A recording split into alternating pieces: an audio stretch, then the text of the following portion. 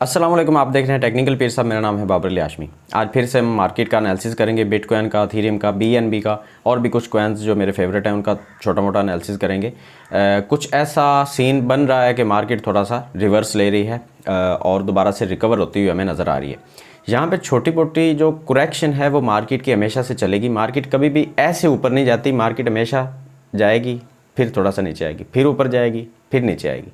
तो मार्केट को समझने की कोशिश किया करें, मार्केट से पैनिक होकर निकल ना जाया करें। मैंने आपको कहा था जो आपके पास कॉइन्स पड़े हैं, जो भी करेंसी पड़ी है उसको अभी पड़ा रहने दें। अगर आप लॉस में हैं, अगर प्रॉफिट में है तो फौरी सेल आउट कर दें, ठीक है। तो हम आ जाते हैं कंप्यूटर की स्क्रीन पे और हम देखते हैं कि अभी मार्केट की क्या कंडीशन है और इथेरियम के बारे में जो मेरी प्रेडिक्शन थी वो कैसी रही जी। तो ये इथेरियम के बारे में मेरी एक प्रेडिक्शन थी। आज पहले इथेरियम का करेंगे क्योंकि मुझे ये मेरा एक फेवरेट कॉइन है इथेरियम। इथेरियम का मैंने बताया था 1700 या 1800 के अंदर मैंने आपको एक जोन बताया था कि आप यहाँ पे इसकी बाइंग कर सकते हैं। मैंने अपना बताया था कि अगर मेरे पास इतने डॉलर हैं तो मैं उसमें से 20% या 30% में यहाँ पे लगा दूँगा। तो देख लें अब जिन्होंने यहाँ पे इन्वेस्टमेंट की वो कितनी प्रॉफिट में हम देख लेते हैं। 23% प्रॉफिट में, 22.9% यानी कि 23% प्रॉफिट में हैं वो जिन्होंने यहाँ पे $1700 लगाया या $1800 लगाया। अभी वो उनके पास कितने डॉलर हैं? 2080-90 उनके पास हो गए। तो ये मेरा एनालिसिस था, वो ठीक रहा। यहाँ पे मैंने एक छोटा सा ये जो लाइन ड्रॉ की है, इस लाइन को आप मेरी पिछली वीडियो में जाके देख सकते हैं। ये लाइन मैंने ऐसे ड्रॉ की थी, ऐसे, ठीक है। तो आप इसको ऐसे ही रहने दें, इसको चेंज नहीं करते। मैंने ये कहा था कि इथेरियम अगर ऊपर जाएगा तो दोबारा से थोड़ी बहुत करेक्शन करेगा। ये करेक्शन कहीं तक भी जा सकती है, ये यहाँ तक भी हो सकती है, ये पूरी तरह से डाउन भी जा सकता है, 1700 या 1800 के करीब भी जा सकता है वापस, अगर बीटीसी दोबारा से थोड़ी बहुत करेक्शन करता है तो। अच्छा, अब के लिए क्या करना है कि अगर आप प्रॉफिट में आएँ तो मार्केट की कंडीशन अभी भी उतनी स्टेबल नहीं है कि आप यहाँ पे वेट करना स्टार्ट कर दें प्रॉफिट में होते हुए। वेट आपने तब करना है जब आप लॉस में हैं, तब आपने नहीं करना जब आप प्रॉफिट में आ गए। आप $1 प्रॉफिट में हैं तो मैं कहूँगा कि अभी मार्केट से एग्ज़िट करने का चांस है तो एग्ज़िट कर जाएं, बाकी फिर से आप एंट्री ले लें, थोड़ी सी कम प्रॉफिट में आ जाएं। लेकिन अगर आप लॉस में हैं तो फिर आप वेट के अलावा आपके पास कोई चांस नहीं है। मैं अपनी स्ट्रेटजी बताता हूँ, मुझे ये नहीं पता कि आपका माइंडसेट क्या है। आप बहुत ज़्यादा रिस्की भी हो सकते हैं, आप कह सकते हैं कि जी ठीक है मैं रिस्क लूँगा। अच्छा, उससे पहले मैं एक चीज़ और बता दूँ, फियर एंड ग्रीड इंडेक्स को भी देखना ज़रूरी होता है। तो यहाँ पे हम थोड़ा सा इस पे भी एक नज़र डालते हैं कि फेयर एंड ग्रीड इंडेक्स क्या कहता है। अच्छा, ये देखें, कल मैंने अपनी वीडियो में बताया था कि तकरीबन जो 12 बजे का हमारा जो एनालिसिस था उसमें हमने देखा था कि ये 12 पे था, अभी 10 पे है। तो फेयर एंड ग्रीड इंडेक्स का जो लेवल है, सेंटीमेंट है लोगों के, वो तो ज़्यादा डरे हुए नज़र आ रहे हैं। लेकिन ऐसा नहीं है, ये 20 घंटे पहले का तकरीबन 20 घंटे नहीं, 4 घंटे पहले का ये एक इन्होंने फेयर एंड ग्रीड इंडेक्स जो है वो हमें सेंटीमेंट दिखाएं लोगों के। अभी ये नेक्स्ट जो आएगा वो मेरे ख्याल से तकरीबन 12, 13 या 14 तक आएगा। मेरा अंदाज़ा है, गलत भी हो सकता है, सही भी हो सकता है। ये तकरीबन 20 घंटे के बाद इसका दोबारा से ये अपडेट होगा। आपने खुद देखना है, फेयर एंड ग्रीड इंडेक्स आपने खुद देखना है, और हो सके तो मेरे टेलीग्राम ग्रुप के अंदर जाके आपने मुझे मेंशन भी करना है, ठीक है। और अगर मेरा टेलीग्राम ग्रुप अगर आपने अभी तक ज्वाइन नहीं किया तो वो आप ज़रूर करें, वहाँ पे आपको सिग्नल भी मिलते रहेंगे, मार्केट की कुछ अपडेट्स भी मिलती रहेंगी। अच्छा, छोटी सी एक बात आपको और भी आप बतानी है कि देखें, जब मैं आपसे कहता हूँ कि आपको खुद मार्केट का थोड़ा सा पता होना चाहिए, उसका मतलब ये होता है कि अब जैसे लूना ने क्रैश करना शुरू किया तो मैंने आपको बताया कि लूना से अभी निकल जाएं, लूना मज़ीद गिरेगा, लूना में एंट्री आपने नहीं लेनी। लूना का मतलब था Luna UST anchor protocol, ANC। अब ANC लूना के साथ अटैच है, UST के साथ लूना अटैच है, तो ये तीनों कॉइन्स एक साथ चलते हैं। अगर एक क्रैश करेगा तो बाकी दो खुद ब खुद करेंगे। अब ANC को भी बाइनांस ने फ्यूचर ट्रेड में से डिलिस्ट कर दिया है, लूना को भी फ्यूचर ट्रेड में से डिलिस्ट कर दिया, और UST तो फिर है स्टेबल कॉइन। UST की अभी कंडीशन देख लेते हैं कि UST की अभी जो सूरत चल रही है वो क्या चल रही है, और वो अगर ठीक करना चाहें, डू क्वान साहब जो इसके फाउंडर हैं, अगर इसको ठीक करना चाहें तो वो कैसे कर सकते हैं। मैं आपको अभी एक चीज़ दिखाता हूँ, ये देखें। किसी भी स्टेबल कॉइन के लिए ये चीज़ कभी भी अच्छी नहीं है कि आपने $1 ख़रीदा और वो स्टेबल कॉइन होते हुए भी वो $1 आपका क्या बचा, 23 सेंट। तो ये बात तो कभी भी ठीक नहीं है। अब मैं आपको एक चीज़ यहाँ पे दिखाऊं, ये ठीक कैसे हो सकता है। ये बताने के बाद फिर हम BTC और बाकी BNB वगैरह का एनालिसिस करेंगे। अब ये देखें, हमारे पास अगर यहाँ पे टॉप करेंसीज में हम देखें तो टेथर है USDT, इसके अंदर 79 बिलियन डॉलर लोगों के पड़े हुए हैं। इसकी सप्लाई कितनी है, सर्कुलेटिंग सप्लाई ये देखें 79 बिलियन इसकी सप्लाई है और 79 बिलियन ही इसके अंदर लोगों का पैसा पड़ा हुआ है। तो $1 बनता है, ठीक है, थोड़ा सा कम है जहाँ पे, वो क्यों है, वो जहाँ पे ये देखें इसकी सप्लाई है 79.4 बिलियन और इसके अंदर जो फंड्स पड़े हुए हैं वो 79.2 बिलियन है। तो बस ये 0.2 बिलियन का इसके अंदर जो डिफरेंस है उसकी वजह से ये 0.9972 है, मतलब फिर भी $1 ही हम इसको काउंट करते हैं। USDC को देखें, USDC की 49 बिलियन इसके अंदर मार्केट कैप है और 49 बिलियन ही इसका जो है वो है क्या कहते हैं इसको, सर्कुलेटिंग सप्लाई। तो ये $1 का आ गया। अब देखते हैं UST को, ठीक है, UST यहाँ पे ये देखें टेरा UST, ये चौथे नंबर पे बड़ी करेंसी बन चुकी थी जो अभी 33 पे आ चुकी है। क्यों, उसकी वजह देखें, उसकी वजह ये है कि इसकी जो सप्लाई है सर्कुलेटिंग सप्लाई वो है 11 बिलियन, 11.2 बिलियन इसकी सप्लाई है, ये देखें, और इसके अंदर जो फंड्स पड़े हैं वो सिर्फ 2.2 बिलियन पड़े हैं। तो अभी के लिए अगर इसने रिकवर करना है तो इसके अंदर मज़ीद 9 बिलियन डॉलर जो हैं वो फंड अभी और आएंगे, तो ये $1 पे जाएगा, इसका पैच जो है वो बरकरार हो जाएगा और दोबारा से ये $1 पे आ जाएगा। अगर 9 बिलियन डॉलर UST के अंदर मज़ीद आएंगे, जिसकी मुझे अभी तक उम्मीद नहीं है, डू क्वान साहब 9 बिलियन डॉलर अगर इसके अंदर मज़ीद अपनी जेब से इन्वेस्ट करके इसको $1 पे लेके आ जाएं, फिर लोगों का एतमाद थोड़ा सा बहाल होगा। और कल भी एक खबर निकल के आई थी, अभी मैंने उसको खुद कंफर्म नहीं किया, उड़ती उड़ती खबर थी कि डू क्वान साहब ने पहले भी एक कॉइन जो है वो इस तरह से बनाया था, स्टेबल कॉइन, उसका नाम मुझे अब याद नहीं है, बड़ा मुश्किल सा नाम था उसका। वो पहले भी एक स्टेबल कॉइन डू क्वान साहब ने बनाया था जो कि फेल हो चुका, और उसके बाद उन्होंने दोबारा से ये टेरा UST, लूना और ये सारी जो एंकर प्रोटोकॉल, ये तीनों एक फ़र्म कह सकते हैं, एक फ़र्म बनाई और ये फ़र्म भी फेल हो गई। तो ये बंदा 2 दफ़ा, पहले 1 दफ़ा फेल हो चुका है, अब दूसरी दफ़ा फेल हो गया। अच्छा, देखते देखते बिटकॉइन जो है वो ऊपर की छलांगें लगा रहा है, तो हम आ जाते हैं बिटकॉइन का एनालिसिस थोड़ा सा करते हैं। ये आ जाते हैं हम 4 आवर के टाइम फ्रेम के ऊपर, और मैंने आपको जो बताया था, मैंने एनालिसिस ये किया था कि ये जो इसकी एक्सपोर्ट है 25,800 की, यहाँ से मुझे उम्मीद नहीं थी कि BTC रिकवर होगा, मुझे उम्मीद नहीं थी, मैं ये समझ रहा था कि BTC मज़ीद क्रैश करेगा और तकरीबन 22,000 तक आएगा। अभी ये जो हमें रिकवरी नज़र आ रही है, क्या ये रिकवरी वाकई में हम ये समझ सकते हैं कि ये ट्रेंड रिवर्सल है? नहीं, अभी नहीं समझ सकते। उसकी वजह मैं आपको बताता हूँ। ये देखें, अगर हम आते हैं 4 आवर के टाइम फ्रेम के ऊपर, तो हम देखते हैं कि BTC मज़ीद अभी गिरने के चांसेस भी हैं। कैसे हैं? अगर हम ट्रेंड लाइन जहाँ पे ड्रॉ करते हैं, तो ये देखें, यहाँ पे आती है हमारी ट्रेंड लाइन। अब ये ट्रेंड रिवर्सल कब बनेगा? जब BTC ने अपना ये जो लोअर लो बनाया था, ये वाला, इससे ये हाई ऊपर चला जाएगा। तो कैसे? मैं आपको सिंपल लफ्ज़ों में समझा देता हूँ। हम ये सब कुछ एक साइड पे करते हैं ताकि आपको अच्छे तरीके से नज़र आ जाए। ये जो लोअर लो बना था BTC का, ये बना था तकरीबन 29,850 पे। अगर इसको तोड़ के 4 आवर की टाइम फ्रेम के ऊपर, मतलब कि मैं आपको सिंपल लफ्ज़ों में बता देता हूँ कि अगर ये 30,200 या 400 को होल्ड करके रखता है मज़ीद 8 घंटे, अभी टाइम क्या हो रहा है? तकरीबन 8 बज रहे हैं जब मैं ये वीडियो बना रहा हूँ। मज़ीद 8 घंटे ये 2 4 आवर की टाइम फ्रेम की जो कैंडल्स हैं वो बनेंगी यहाँ पे 30,200 या 400 के ऊपर, तो फिर हम इसको ट्रेंड रिवर्सल जो है वो काउंट करेंगे और फिर हम देखेंगे कि मार्केट जो है वो ऊपर जाती हुई हमें नज़र आएगी। और फिर जो उसकी नेक्स्ट जो रेजिस्टेंस बनेगी वो तकरीबन 33,000 के करीब बनेगी, 32,945 पे, 33,000 आप कह सकते हैं।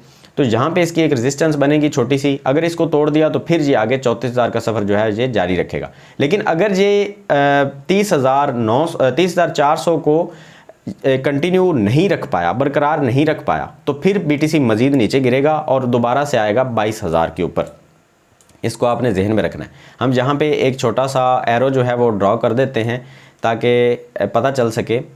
ये देखें, अभी एक तो चांस ये है कि BTC यहाँ से मज़ीद गिरेगा नीचे, और दूसरा जो चांस है वो है जी यहाँ से अगर ये BTC ऊपर जाता है तो BTC यहाँ तक जाएगा।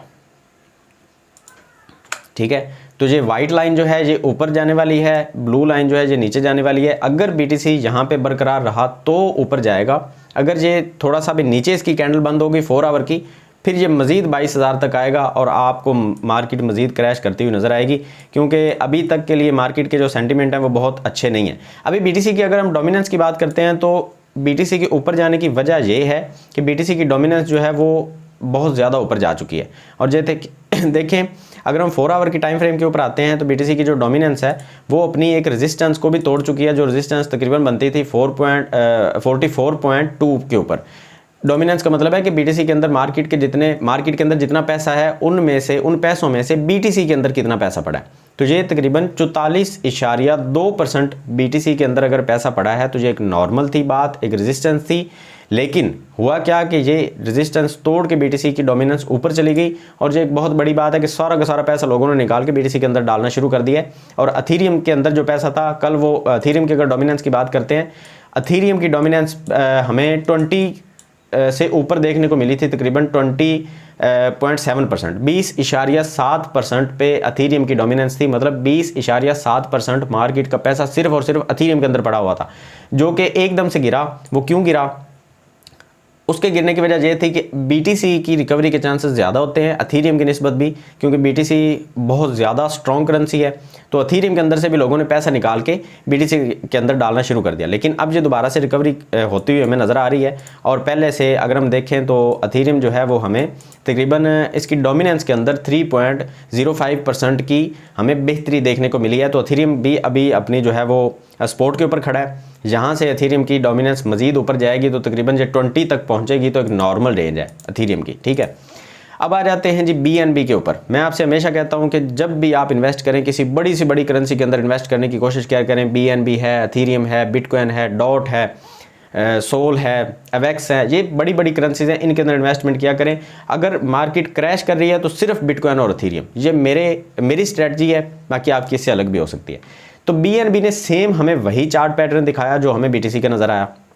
लेकिन हम यहाँ पे थोड़ा सा ये देख लेते हैं कि BNB जो है ये मज़ीद यहाँ से ऊपर जाएगा तो कौन सी अपनी रेजिस्टेंस को तोड़ेगा तो मज़ीद ऊपर जाएगा। तो हम ये देख लेते हैं, ये वाली जो रेजिस्टेंस है इसको अगर ब्रेक करेगा, ये बनती है तकरीबन 331 पे।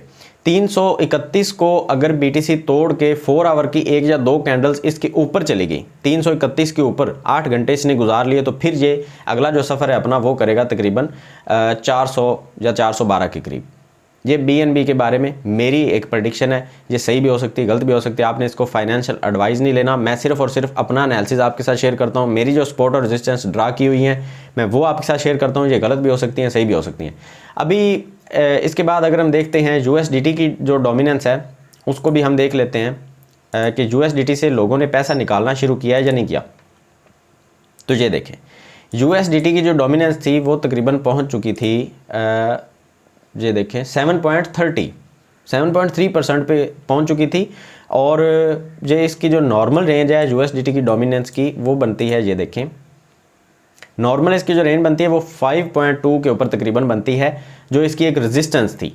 और अभी तक तो मतलब बहुत ज़्यादा ऊपर है, लोगों ने अपना पैसा निकाल के USDT के अंदर बहुत ज़्यादा रखा हुआ है। ये जो मैं आपके साथ शेयर करता हूँ ना, डोमिनेंस वगैरह, ये मार्केट की कंडीशंस वगैरह मैं आपके साथ शेयर करता हूँ। मैं आपको सिर्फ शॉर्टली ये भी बता सकता हूँ कि मार्केट अब ऊपर जाएगी नीचे जाएगी, लेकिन उससे ये होगा कि मेरे एनालिसिस के ऊपर आपको हो सकता है कोई इतनी ज़्यादा कन्फर्मेशन ना हो। तो मैं वो वजूहात आपके साथ रीजंस बयान करता हूँ कि इस वजह से मुझे लग रहा है कि मार्केट ऊपर जाएगी, इस वजह से मुझे लग रहा है कि मार्केट नीचे आएगी।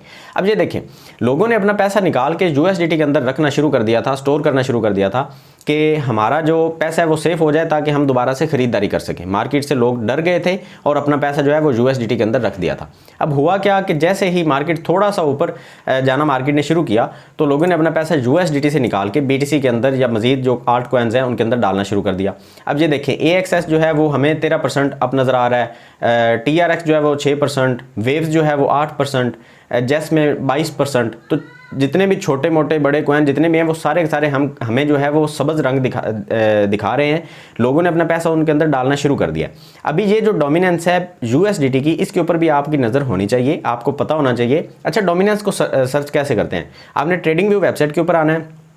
यहाँ पे आपने आ जाना है इंडेक्स के ऊपर, ठीक है। अक्सर लोगों को ये नहीं पता इसलिए बता रहा हूँ। यहाँ पे आपने सर्च करना है USDT.D और ये आपका पहले नंबर पे है USDT.D market cap USDT dominance percentage calculated by crypto cap. ये आप इसको सिलेक्ट करेंगे तो ये चार्ट आपके सामने आ जाएगा। आपको पता चलेगा लोगों के पास USDT के अंदर कितने पैसे पड़े हैं और वो पैसे 6% अभी पड़े हैं लोगों के पास।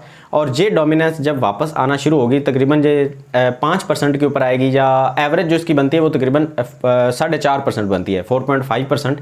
जब 4.5% के ऊपर आएगा USDT, मज़ीद इसकी डोमिनेंस गिरेगी तो मार्केट हमें अप जाती हुई नज़र आएगी। ये आप मेरी बात याद रखिएगा। जब भी ये मैं एक लाइन ड्रॉ कर देता हूँ, जब भी इसकी डोमिनेंस यहाँ तक आएगी 4.7 4.5 के ऊपर तकरीबन एक एवरेज बनती है, अगर इससे भी नीचे चली गई तो हमें BTC मज़ीद ऊपर देखने को मिलेगा। अगर इसकी डोमिनेंस चल जाती है 2.4 के ऊपर तो BTC हमें देखिएगा, BTC हमें तकरीबन 50,000 की रेंज में देखने को मिलेगा। तो आपने इन चीज़ों के ऊपर गौर रखना होता है और ये चीज़ें वो होती हैं जिनसे हम मार्केट का जायज़ा लेते हैं कि मार्केट ऊपर जाएगी या नीचे जाएगी। TRX को देखें तो TRX ने कोई मज़ीद हमें कुछ सरप्राइज़ नहीं दिया, जैसे कि USDT इन्होंने एक लॉन्च किया। अच्छा, मैं एक चीज़ और भी बताऊँ, कुछ प्रोजेक्ट ऐसे होते हैं जिनको देखते साथ ही हमें ये पता चलना शुरू हो जाता है कि ये प्रोजेक्ट ज़्यादा लंबे अरसे के लिए नहीं चलेंगे। UST जो लूना का जो स्टेबल कॉइन था टेरा UST, जिसकी अभी मैंने आपके साथ वो सारी स्टोरी शेयर की है, इन्होंने अपनी एक स्टेकिंग दी थी कि हमसे अगर आप UST ख़रीद के स्टेकिंग पे लगाते हैं तो हम आपको 19% रिवॉर्ड देंगे। लोगों ने इस लालच के अंदर UST ख़रीदे और अपना पैसा जो है वो स्टेकिंग के ऊपर लगा दिया। अब ये स्टेकिंग जो है इसने लोगों को डुबा दिया। UST भी गिर गया, क्रैश कर गया, लूना भी गिर गया, ANC भी गिर गया। अब दोबारा से वही एक प्रोजेक्ट सेम इसी तरह का TRX की तरफ से आ रहा है। आज की मेरी इस बात को आपने याद रखना है, इस वीडियो को आपने सेव कर लेना है या इस वीडियो को आपने लाइक करके रखना है ताकि आपको बाद में ये काम आए। USDD, मैं आपको अभी एक कॉइन दिखाता हूँ यहाँ पे USDD। अच्छा, यहाँ पे कुछ नेट प्रॉब्लम है तो ये सर्च नहीं हो पा रहा, मैं आपको वैसे बता देता हूँ। नेक्स्ट वीडियो में हम USDT का भी एनालिसिस कर लेंगे। मैं अभी के लिए आपको बता रहा हूँ कि TRX ने, ट्रॉन ने अपना एक स्टेबल कॉइन लॉन्च किया है जिसका नाम है USDD और इसके ऊपर इन्होंने 30% का रिवॉर्ड देना शुरू किया है स्टेकिंग के ऊपर। अब लोग क्या कर रहे हैं, लोग मार्केट से पैसा निकाल के USDT को बाई करेंगे और उसको स्टेकिंग पे लगा देंगे। आज आपने ये बात याद रखनी है कि हो सकता है कि थोड़ी देर के लिए, थोड़े दिन के लिए या कुछ महीनों के लिए आप प्रॉफिट में चले जाएं, लेकिन उसके बाद जितनी प्रॉफिट आपने ली होगी, जितने आपके पास फंड्स पड़े होंगे, वो सारे के सारे ले के USDT भागेगा या वो डाउन चला जाएगा या क्रैश कर जाएगा, क्योंकि इतने ज़्यादा परसेंटेज कोई कॉइन दे के वो मार्केट में सर्वाइव नहीं कर सकता। बाकी जितने भी कॉइन्स हैं वो 3%, 4% या मैक्सिमम 8-10% तक वो जाते हैं, रिवॉर्ड देते हैं। जो कॉइन भी आपको बहुत ज़्यादा रिवॉर्ड देता हो नज़र आए, उससे दूर रहें। ये मेरी अपनी राय है, मैं उससे दूर रहता हूँ, मैं उसके अंदर एंट्री कभी नहीं लेता। तो खैर, आज की वीडियो में फ़िलहाल इतना ही। मेरा इंटरनेट भी बंद हो चुका है, पता नहीं दोबारा से कब ऑन होगा। तो आज की वीडियो में इतना ही, मिलते हैं नेक्स्ट वीडियो में। दुआ में याद रखिएगा। अल्लाह हाफिज़।